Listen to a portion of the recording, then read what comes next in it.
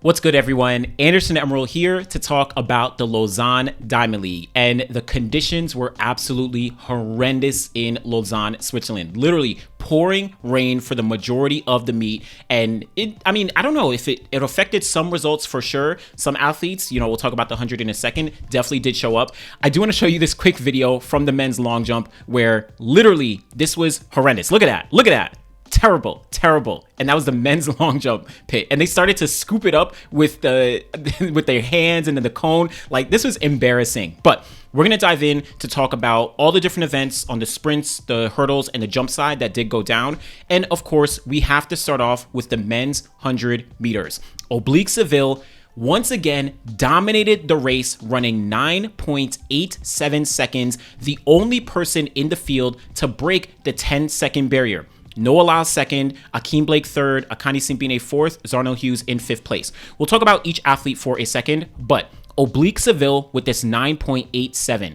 This was another masterful win. This was actually the 10th fastest time of his entire career. Just to pull out his all-time performances. All the way, personal best of 9.81 seconds from last year, but now he just ran 9.87 seconds. And it had a slight headwind of negative 0.3. So essentially negligible, but if we honestly take everything into consideration, very slight wind, the rain, the conditions out there, this is probably one of his better all-time performances. All of these at the top, they're all with a slight tailwind. And then you just have the 986 with a negative wind, 986 with a zero wind. So in totality, this actually is one of his best performances of his entire career. And what I love about Oblique here is there's a lot of special things coming together for him. We saw at the Jamaican trials where he got, he was dealing with tightness and a little things at the start of the 100-meter race, but he eventually did run 9.83 seconds to secure a spot to the World Championship team. He went to his first Diamond League competition, ran the 100 meters at London, and ran 85 seconds or 84 seconds. Someone cross-check me in the comments. And he was the only one to go under 10 seconds in that race. Noah Lyles was second in 10 seconds flat. Then he comes to the Lausanne Diamond League here, and he essentially replicates what he just did in London, but probably a lot better in terms of a performance. 9.87 seconds, the only athlete under 10 seconds. This was masterful, and something, in my opinion, something special is coming for Oblique Seville. I don't know if it's the fact that he's getting into his first, couple Diamond League races in his entire career. I don't know if he's now, consistently beating out, high quality athletes on the circuit, or if it's the times, the consistency across the board in these 9.8s. I mean, something is coming together. In his post-race interview, he actually did say that, he has something special coming up for Tokyo. He also did say that even with the conditions, that it's not hard to be able to focus because his coach, Glenn Mills, of course, legendary coach, has really helped him to be able to dial in when it's the weather conditions or whatever it is. So he felt, he was ready to be able to compete here. So I'm excited. I really was impressed by this performance. I thought with the conditions that it would be a little bit slower, and everyone else kind of reflected the conditions, but Oblique Seville was not phased. Now, before I talk about I'll talk about the other athletes in a second, and then I want to talk about Oblique in Tokyo. Noah Lyles, 10.02 seconds. This race essentially replicated what we saw at the London Diamond League and what we just saw at the Celestia Diamond League, where Noah Lyles got a slow start. He actually even said in a post-race interview that he just got left in the blocks. He had a really bad start and reaction to the gun or whatever, and he just wasn't able to recover from it. He did kind of lean on his top-end speed to try and get the most out of it, which did get him over to second place, just ahead of Akeem Blake. And I know y'all would have been going crazy. If Akeem Blake beat Noah Lyles, y'all would have been going off. But shout out to Noah Lyles for getting this place here. I guess he just said it was it's whatever, just wasn't a great race. He's going to be running at the Zurich Diamond League, the 200 meters there. So look out for Noah there. Akeem Blake, third place in 10.02. Now, I actually think this is a pretty good race for Akeem Blake. Why? Relative to the rest of the field, he's holding his own. Akani Simbine, he's going to be at Worlds. Zarnell Hughes, he's going to be at Worlds. Courtney Lindsay, he's going to be at Worlds. Noah Lyles, Oblique Seville, right? So Akeem Blake, as I've been saying in the past videos, his goal is to make the 100-meter final. That's his goal. Now, after that, he can get on the pole or whatever, but he needs to make a final because he has yet to do so at a Worlds or Olympic Games. So good race for Akeem Blake. I also thought this was a better race for Akani Simbine, especially considering what we saw at the past couple, the Hungary Continental Tour, the Celestia Diamond League. So again, the times, I'm not too worried about them, but I do like the fact that Akeem Blake and Akani Simbine did kind of finish where they finished. Zarnell Hughes 10.09, again, hard to tell by the time, but decent race overall. And then everyone else is negligible. I mean, Courtney Lindsay, not a great showing. He's going to Worlds, but he has to show that he is competitive with the rest of the guys. So not a great showing here. But let's talk about Oblique Seville for a second. So this was a great race. London was a great race. Jamaican Trials was a great race. We all know that he has to show up at the World Championships, right? Shout out to all of y'all. Shout out to all y'all civilians, right? Like, many people are calling him for the gold medal. Many people are calling him for the silver, for the bronze, or for something, right? I'm of course going to give you my picks, in a few weeks. And potentially I may pick him for the podium, but we all have to acknowledge the history of him not getting onto the podium yet. Whether that is in 2022 when he finished 4th place, 2023 when he finished 4th place again by literally, thousandths of a second, running 9.88 behind Letsile and Zarnell, or last year when he got injured, right? Especially getting injured, that's understandable. But like it or not, and I know some of y'all might not like it, but like it or not, Oblique Seville, if he doesn't get on the podium this year, it's really going to, be a big hit on his career. As I gave some examples. I don't know if I said this publicly, but at least in comments, I've been telling people, look at what we saw from Akani Simbine all the way back in 2019. 2016, he got, I think, 5th place at the Olympic Games. 2017, he got, I think, 5th place again at the World Championships. 2019, I think he got 4th place at the World Championships. Now, people weren't necessarily calling Akani Simbine a choker or like making fun of him, or anything like that. But as the years went on, that narrative came about Akani Simbine essentially not being able to show up at these global championships because 2021, 2022, 2024, 2023, he false started in the semis. But if Oblique Seville misses a podium for a 4th time in a row at a global championships, it's going to be very, very tough for, like, I guess the public narrative to say, okay, he can show up when it counts. Right. And I'm saying this because it's the truth. We have to actually acknowledge it. Now, he is one of the most talented athletes, but we want to see this actually translate when we get to the final. I am rooting for Oblique Seville, but we have seen this story before where he's won races in the season and then doesn't show up at the global champs. Again, yes, I understand last year was injury,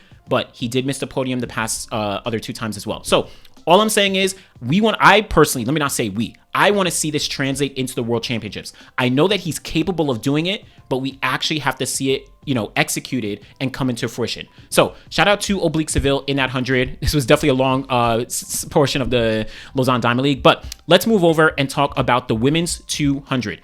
We did lose Sharika Jackson. Check out the last video that I just did, but Brittany Brown in impeccable fashion. 22.23 seconds for Brittany Brown to get the win here. This was an excellent race for Brittany Brown. I was very impressed with how she ran the turn. Now, Marie-Josée Talou-Smith, she actually led the field off the turn on the inside, but then Brittany Brown, in that second half down the straight, she maintained, she was strong, and she came away with the win. 22.23 is a very strong performance for her, and now going to the Diamond League final, she is going to be one of the athletes who can potentially win.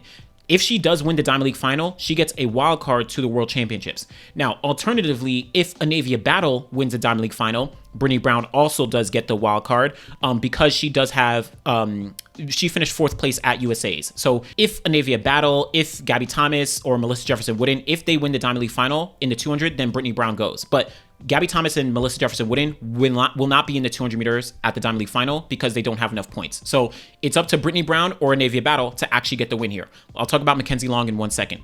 Favor O'Feely, 22.31, continues her consistency. I need to cross-check this. I haven't kind of looked it up, but the broadcasters or the commentators said that she will be in Tokyo. I know, of course, she had the whole big transfer of allegiance to Turkey situation. So I don't know. I'll kind of look some things up, or if someone in the knows, let me know in the comments. Talou-Smith, very strong performance, 22.37. She's 36 years old. This is a very, very strong season's best for her. Paulino, outside of, I mean, this was one of the highlights for me in this women's 200.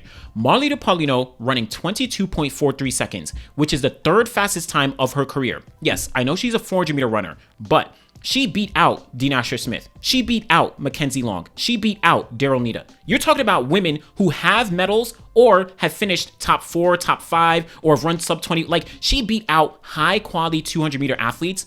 Like, going into the 400 at the world champs, people need, like, if you're not already, people need to be scared of Paulino. And I'll get to the women's 400 in a second, but Paulino is going to be very, very dangerous in the 400 in Tokyo. We'll probably see her in the Diamond League final, but this was great from Paulino. Huge shout outs to Paulino.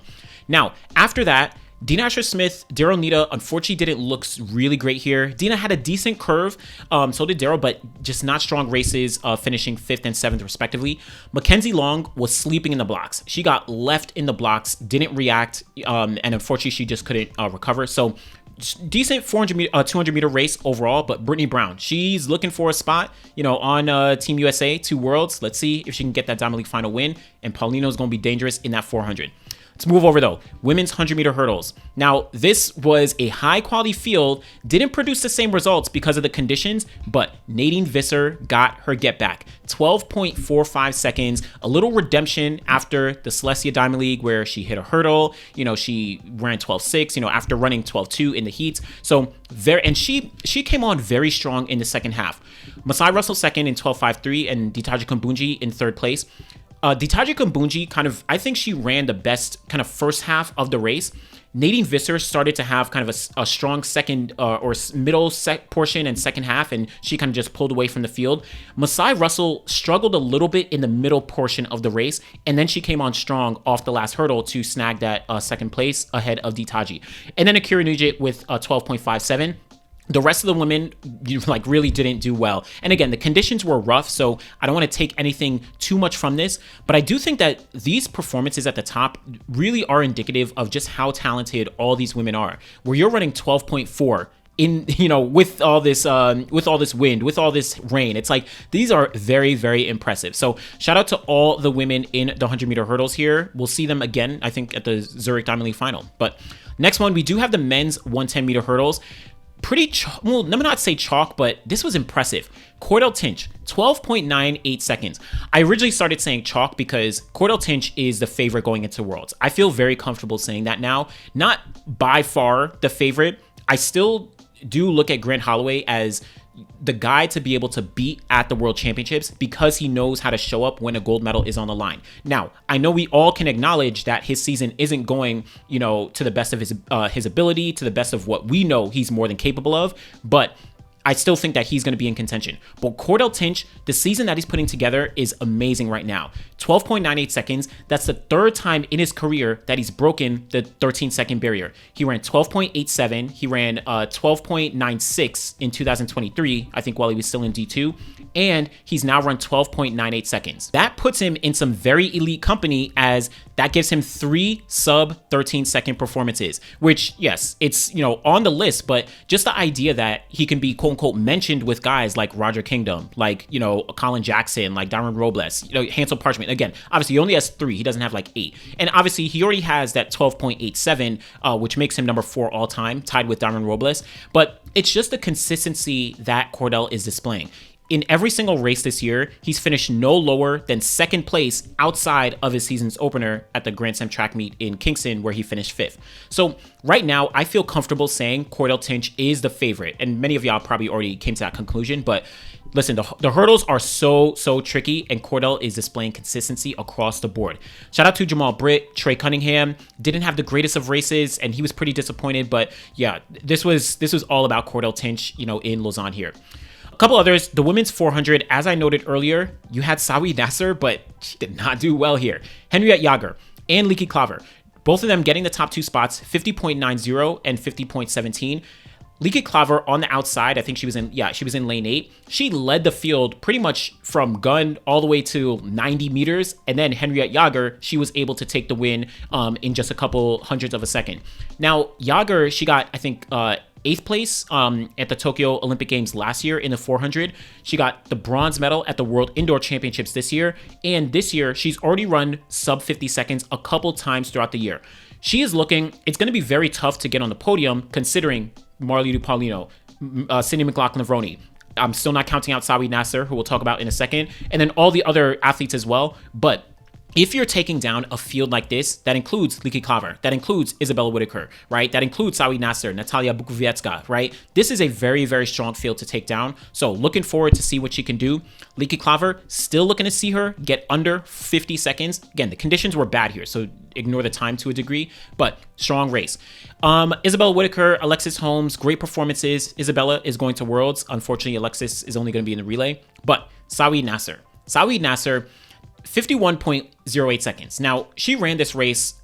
I don't know. I don't know how she ran this race. She started off very, very slow, which is very different than how she usually runs, where she'll go out like a rocket, extremely fast, and then she'll kind of like get caught at the end. But here, I don't know if she attempted a different race model and wanted to see, okay, if I go out a little more conservative and see how I would do in the second half of the race, and it just didn't work out. Maybe that was her thought process, or maybe she just isn't doing well. I have no idea, to be completely honest. In the press conference the day before, she did say that every 400-meter race, she relearns how to run it. So I don't know. But Nasser, I still can't count her out, because when she's at the championships, she shows up. And we know that she has a talent. So we'll see. But shout out to the women's 400. Two other races to give a shout out to. Men's 400-meter hurdles. Not a Diamond League race, but Ezekiel Nathaniel, apologies, 48.08 seconds. He was battling to the line with Trevor Bassett, 48.14 seconds.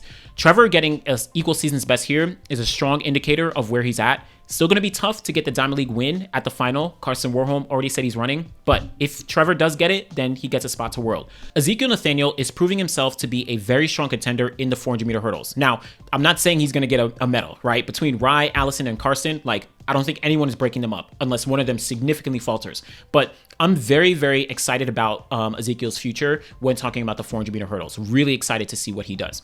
Last one I do want to take a look at is the men's long jump. As I was noting earlier, just to highlight, this competition was abysmal.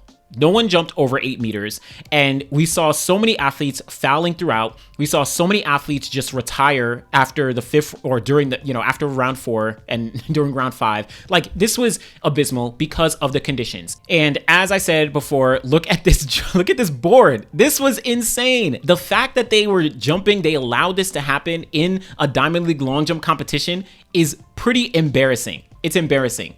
Like, and they were cleaning it up with their hands. Tajay Gale was there with his hands. They had a cone. Like, come on, Diamond League. Come on. We got to do better. We got to do better. But that was the Diamond League in Lausanne. Again, conditions weren't great, but this Friday, we will see the Brussels Diamond League going down. Should be pretty exciting. Should be really interesting, as we'll have, a lot of high quality athletes competing there. But let me know what you think about the men's 100, Oblique Seville. Do you think he's getting on the podium, or do you think it might be on the outside looking in? I don't know. Again, I haven't given my prediction, so don't come at me. I'm just giving you my assessment. Let me know what you think. Be sure to like the video, subscribe to the channel. Truly appreciate y'all. Thanks for watching.